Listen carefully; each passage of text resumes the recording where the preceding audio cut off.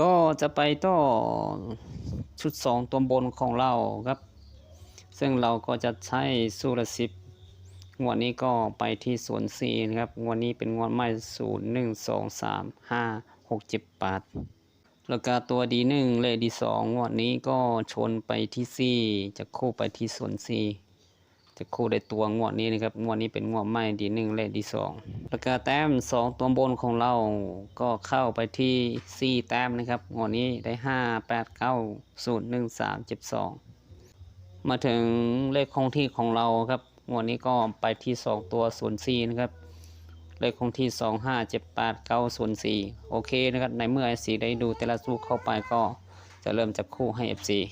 เราก็ได้เกียร์มาตรงนี้เรียบร้อยสำหรับชุด2ตัวบนก็คือละ10และเล่น10หน่วยแล้วก็แต้มดี1ดี2เลขสูสีนะครับงวดนี้เราเพิ่มมาอีก1สู้ก็คือสูสีตรงนี้ก็เป็นสู้เก้าของเรามันก็เดินดีเหมือนกันครับก็จะใช้วิธีเดินวิธีเก้าของเรานะครับก็คือเราใช้2สู้นี้ชนไปที่2ชน5ชน7ชน8 0นะครับ7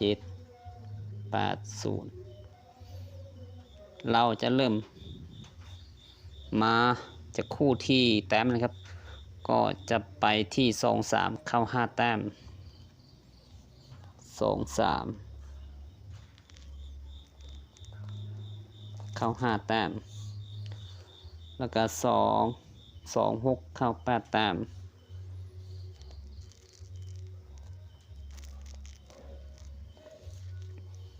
แล้วก็2 7 9แต้ม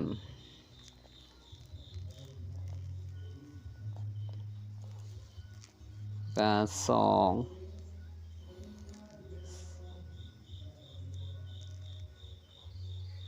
2 8เข้าที่0แต้ม2 8 2 9 1แต้ม2 1ไม่ใช่ครับ2 1เข้า3แต้มแต่ตัวเนี้ยมันไม่ติดนะครับก็คือสู้4ตรงนี้มันไม่ติด1เลย2ถ้างั้นเราไม่เอานะครับก็จะไปที่2 5เข้า7แต้มมันติด1ตัวนะครับ2 5ตัวสุดท้ายคือ2 0มันไม่ติดชุดดีไม่ใช่กับมันไม่ติดสูสีนะครับก็ไม่เอาก็จะไปที่5นะครับติดสูสีที่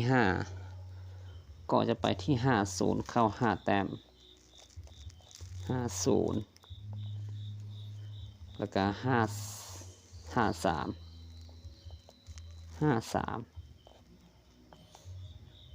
แล้วก็54งวดนี้เราไม่ตัดเลซี่ออกครับจริงๆ54ตรงนี้ไม่ได้นะครับแต่งวดนี้เราจะขอใช้เลซี่นะครับก็55เข้าที่0แต้ม0แต้ม56เข้า1แต้ม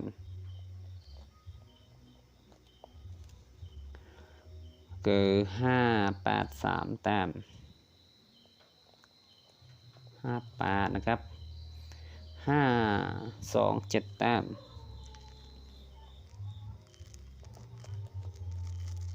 5 2 7แต้มแล้วก็57 2แต้ม57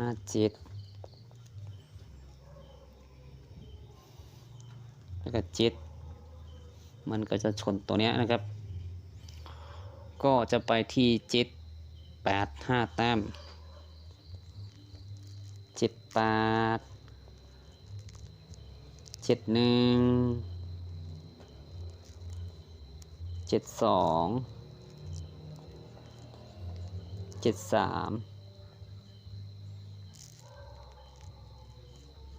แล้วก็7 4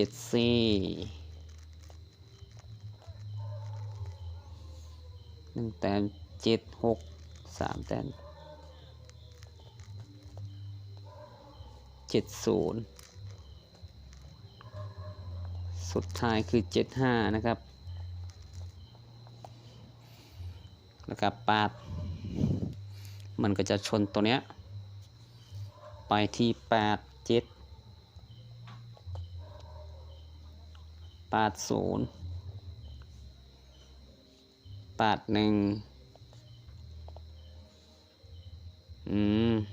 82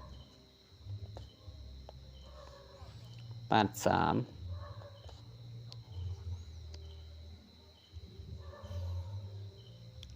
83ใช่ไหมแล้วก็85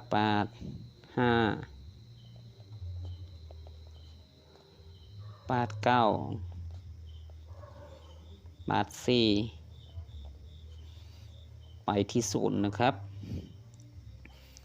0มันไม่ติดตัวเนี้ยครับถ้ามันไม่ติดชุดนี้เราก็จะเอา0ตัวเนี้ยมาจะคู่กับชุดนี้นะครับก็ไปที่04เข้า4แต้มไม่ได้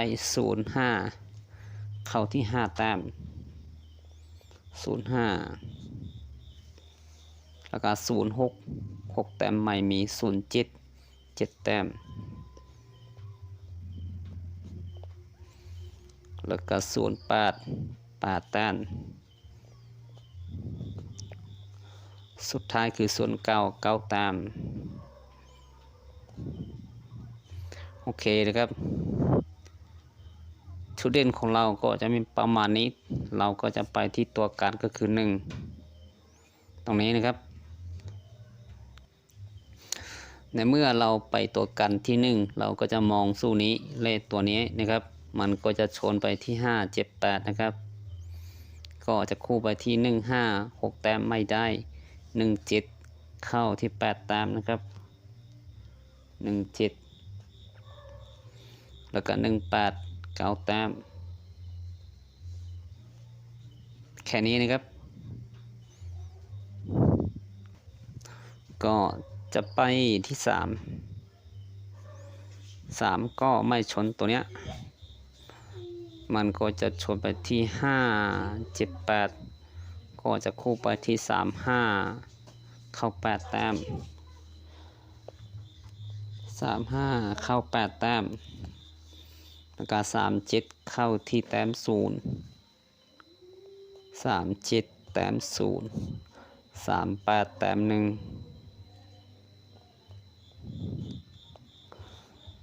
ก็จะไปที่6ตรงนี้นะครับ6 5เข้าที่แต้ม1นะครับ6 7เข้าที่แต้ม3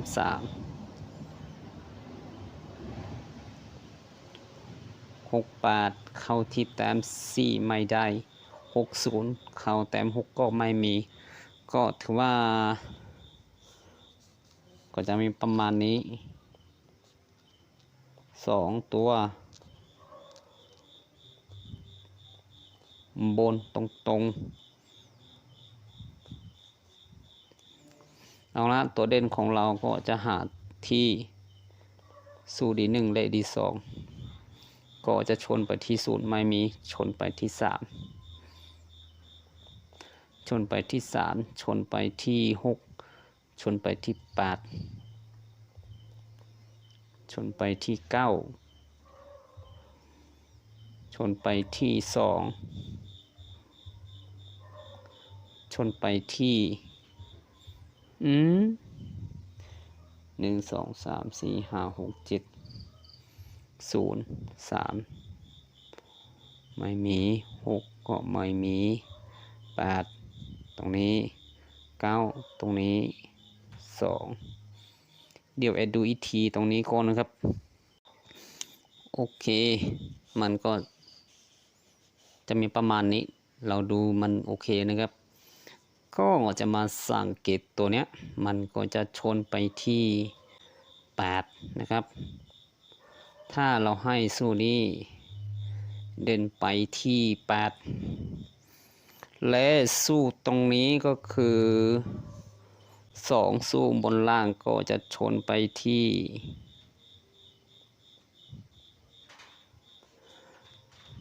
3และ4ใช่ไหมถ้า3และ4มาที่ใส่เหนือนะครับก็จะมี8 3เอาตัวที่ติด3นะครับ8อยู่ในละ10ใช่ไหม8 3คือตัวเนี้ย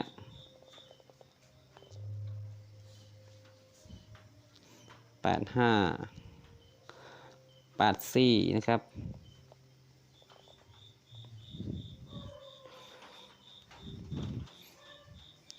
ถ้า8ตัวเนี้ยมาที่ละหน่วยก็จะมี3 84ก็ถือว่าไม่มีตัวเด่นของเราก็จะมี3คู่นี้ถ้า FC ชอบก็ลองดูครับ FC ถามว่าภายใน3คู่นี้ตัวไหนเด่นกว่ากันแอบว่าน่าจะไปที่8 4นะครับถ้าเราวิเคราะห์ว่าภายใน4ตัวนี้มาได้แค่ถึง1ตัวนะครับทางนั้น8 3ตรงนี้น่าจะไม่เด่นนะครับ8 4เอกว่าจะเด่นกว่านะครับติดเดาเลยนะครับตัวนี้แล้วเรามาดูสู้D1 D2ก็8 4จะคู่ได้ตัวนะครับถ้าสู้ของเราเดินต่อก็จะมีแค่เม็ดเดียวตรงนี้โอเคนะครับสำหรับคลิปนี้ก็จะมีประมาณนี้ครับ